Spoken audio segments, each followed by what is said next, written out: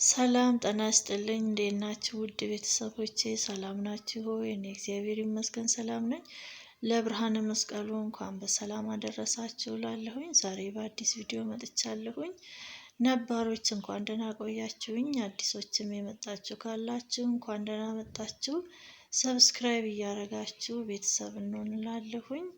በጣም ቆንጆ ለዛሬ የጋገርኩት ለበዓል የሚሆን በሁለት አይነት ዱቄት የተጋገረ ቆንጆ የበዓል ዳቦ ነው። ትወዱታላችሁ። ቪዲዮን እስከ መጨረሻው ተከታተሉኝ። ያዘጋጀሁት ጤፍ ዱቄት፣ ፊኖ ዱቄት፣ ብጥብጥ፣ የዳቦ ብጥብጥ፣ እርሾ፣ ትንሽ ስኳር፣ ትንሽ ጨው፣ ቅመም አለ። የዳቦ ቅመም አዘጋጅቻለሁኝ። እንዲሁም ደግሞ ጥቁር አዝሙድ አለኝ፣ ዘይት። እነዚህን ግብአቶች ተጠቅሜ በአጭር ደቂቃ ውስጥ ነው የሚደርስልኝ። ይሄ ብጥብጥ ነው፣ የዳቦ ብጥብጥ።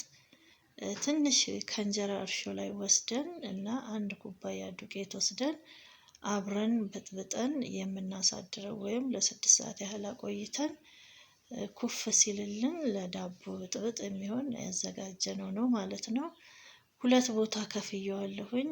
ያዘጋጀሁት የዳቦ ብጥብጥ ሁለት ቦታ ከፈልኩት። እርሾ ደግሞ ትንሽ የፋብሪካ እርሾ ትንሽ ጨምሬበታለሁኝ። ይሄ ደግሞ ጨው ነው። ጨው መጥነን ትንሽ ሁለት ቦታ ከፍለን እናደርጋለን። ስኳር ትንሽ ለጣዕም፣ ትንሽ ሳይበዛ፣ ትንሽ አንድ ሾርባ ማንኪያ ሁለት ቦታ ከፍዬ ያረኩት። ዘይት ትንሽ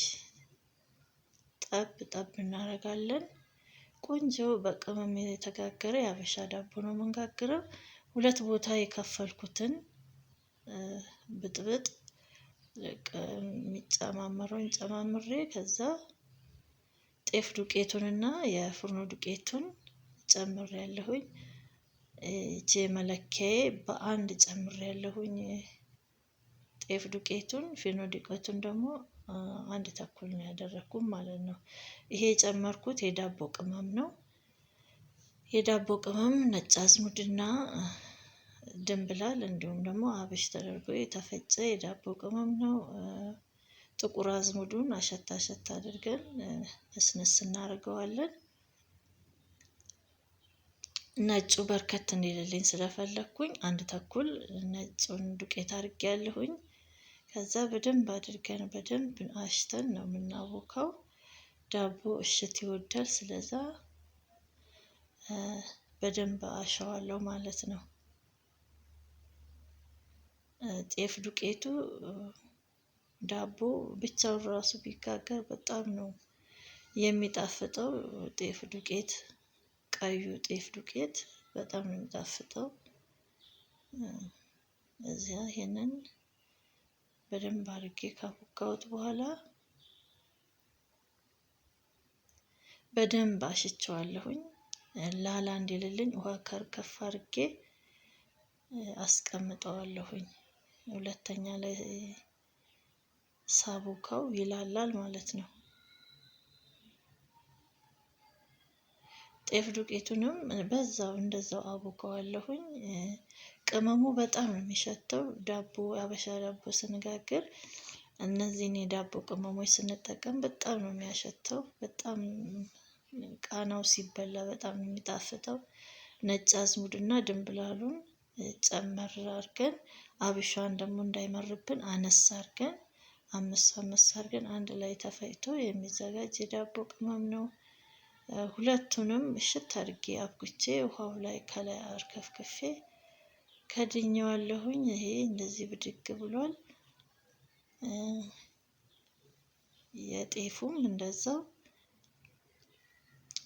ብዙ አይቸኩልም። የጤፍ ዱቄቱ የተቦካው የጤፉ ዳቦ ብዙ ለኩፍታ ብዙ አይቸኩልም።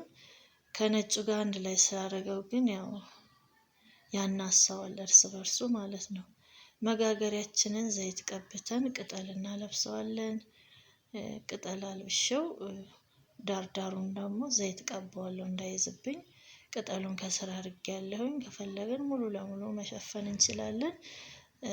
ስለማይዝ ግን ዳርዳሩን ለቅርጹ ብዬ ዘይት ቀብቼው ከስር ሸፍኘዋል ማለት ነው። በኮባ ቅጠል ነጩን መልሼ አንድ ዙር አየሩን እንዲወጣ ካቦካሁት በኋላ ከዛ እንደዚህ ዘርጋ ዘርጋ አደርገዋለሁኝ።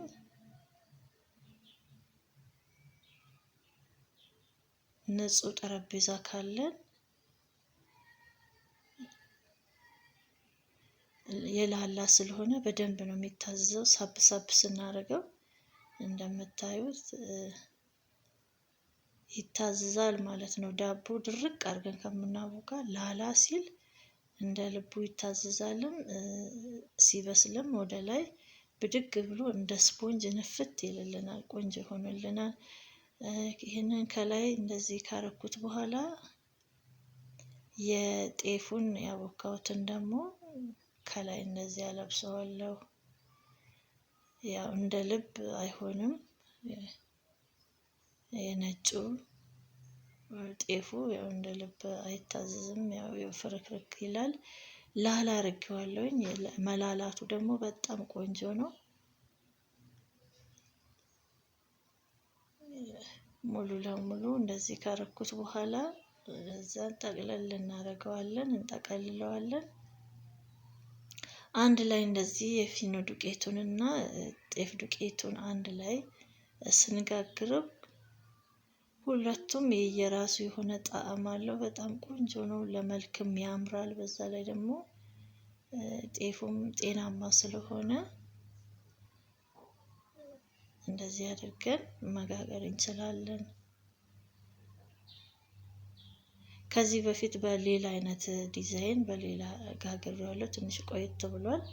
ዛሬ ደግሞ ለመስቀል በዓል በዚህ መልኩ እንዲጋግር ያለሁኝ። በጣም ነው የሚያምረው፣ በጣም ነው የሚጣፍጠው። ቅመም አለው። በዛ ላይ ደግሞ የአበሻ እርሾን የተጠቀምነው፣ የፋብሪካውን እርሾ በትንሽ ነው የተጠቀምኩት።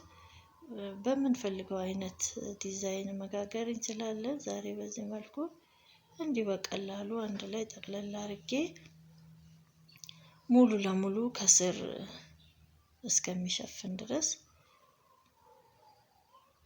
ዳር እስከ ዳር እሞላዋለሁ ማለት ነው። በእጅ ሳብ ሳብ እያደረግኩኝ